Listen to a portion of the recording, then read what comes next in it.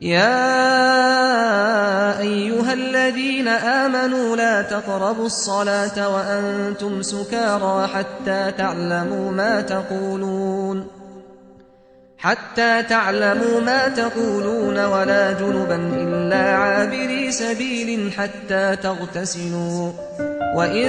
كنتم مرضى أو على سفر أو جاء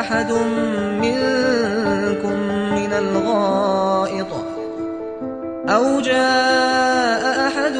منكم من الغائط أو لامستم النساء فلم تجدوا ماء فتيمموا صعيدا طيبا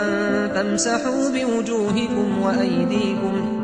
إن الله كان عفوا غفورا